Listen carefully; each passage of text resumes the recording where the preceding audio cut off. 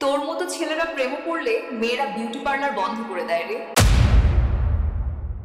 কেমন লাগে গালাগালি শুনতে? এইটা আবার কেমন কথা? গালাগালি শুনতে কার ভালো লাগে? না, প্রশ্নটা হচ্ছে কেমন লাগে গালাগালি শুনতে যদি সেটা একটা মেয়ে দেয়। মেয়েদের মুখে গালাগালি শুনতে কেমন লাগে? অবশ্যই মেয়েরাও তো গালাগালি দেয়, তাই না? কিন্তু মেয়েদের দেয়া গালাগালি আমরা সচরাচর দেখতে পাই না। ওরা মনে হয় সমাজ থেকে একটু আড়াল করে গালাগালি দেয়, কিন্তু গালাগালি দেয় অবশ্যই। কিন্তু সেই গালাগালি ছেলে দিক আর মেয়ে দিক, গালাগালি শুনতে কারো ভালো লাগে না। সেই জন্য সেই গালাগালিটা আমি শুনলাম। আমি এই ভিডিওতে 25টা মেয়ের থেকে গালাগালি খেলাম। আর এই গালাগালি খাওয়ার যাত্রাটা আমি যতটা না কল্পনা করেছিলাম তার থেকে অনেক বেশি কঠিন হলো। কিন্তু আমি কখনো ভাবিনি যে বলে গালাগালি খাওয়ার পরেও আমার খারাপ লাগতে পারে। গালাগালির মাধ্যমে আমার সব সত্যই প্রায় এক্সপোজ হয়ে গেল। তাহলে সেই 25টা মেয়ের মিষ্টি মুখে ঝাল গালাগালি শোনা যায়। তোমরা শেষ অব্দি দেখো, এত ভ্যারাইটি সব জায়গায় পাওয়া যায় না। আর লাস্ট একটা ছোট্ট ইনফরমেশন, এই ভিডিওটায় আসলে 100টা মেয়েকে দিয়ে গালাগালি খাওয়ার কথা ছিল, বাট সেই জায়গায় এখানে মাত্র 24খানা মেয়ে গালাগালি দিচ্ছে। সেই জন্য এটা পার্ট 1। যদি পার্ট 2 লাগে, যদি এই ভিডিওটা চলে, তাহলে পার্ট 2 অবশ্যই আসতে পারে। না আসার চান্সই বেশি, কারণ ভিডিওটা তো চলবে না। ওর মতো ছেলেরে দেখলেই জুতো পায়ে চটকে ফেলতে ইচ্ছা করে।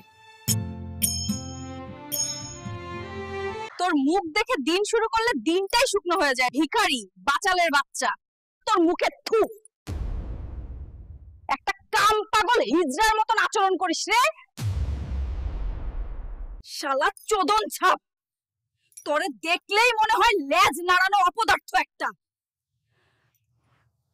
এই শুয়োরের বাচ্চা, তোর জন্য মেয়েরাও এখন বিয়ে করতে ভয় পায়। শুয়ে শুয়ে গুঁতো মারবি আর বলবি ভালোবাসিস? তোর জন্মটাই গেরার ভুল ছিল রে শালা।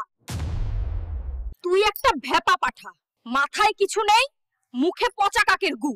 তোকে দেখলে গরম লাগে না রে ভাই, ঠান্ডা লাগে। কারণ তোর মতন ছেলের কাছে বউরা জামা কাপড়ও খোলে না, ঠান্ডা লেগে যাবে বলে। তোর নাম শুনলেই আমার গা জ্বলে যায়। শালা তোকে দেখলেই মনে হয় কামনার ধোঁয়ায় পড়া একটা পচা মোজা। তোর মতো ছেলে দেখলে কুকুরেরাও ঘাড় ঘুরিয়ে চলে যায়। হারামখোর কুত্তা, তোর জন্মটাই ছিল ভুল। তুই থাকিস আর বাঁচিস, লজ্জা হয় রে। তুই একটা ছেচর হারামজাদা। 5টা প্রেম করেছিস, তবু আজও কাজকর্ম শিখলি না।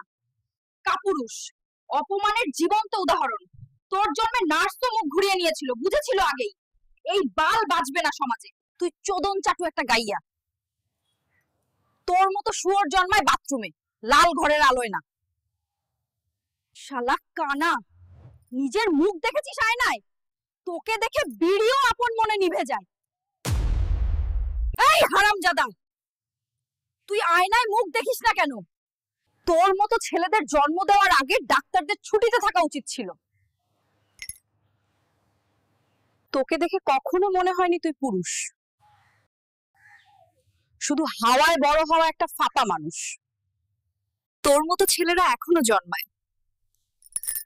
পৃথিবী সত্যিই শেষের দিকে। তোর একটা প্রেমও টেকেনি, তোর একটা চাকরিও টেকেনি, আর তুই এখনো মেয়ে দেখে বায়োডাটা পাঠাস। ওরে গাধার বাচ্চা, তোর জন্যই তো মা বাবা পাড়ায় মুখ দেখাতে পারে না। তুই একটা বেকার বাসের চোরাকার, মুখ খুললেই গন্ধ আসে। তুই একটা চোদনখোর হ্যাংলা, মা বাপের পাপের ফল। তোর মতো ছেলেরা প্রেমে পড়লে মেয়েরা বিউটি পার্লার বন্ধ করে দেয় রে, আর জীবনে কিছু সুন্দর হওয়ার ইচ্ছেই থাকে না। এই ছেলে, রাগী সুন্দরীকে সাবস্ক্রাইব না করলে কিন্তু তোমায় চা দেব না। শিগগিরই করো বলছি। সাহস, তোমার সাহস কি করে হলো আমার সাথে এইভাবে কথা বলার?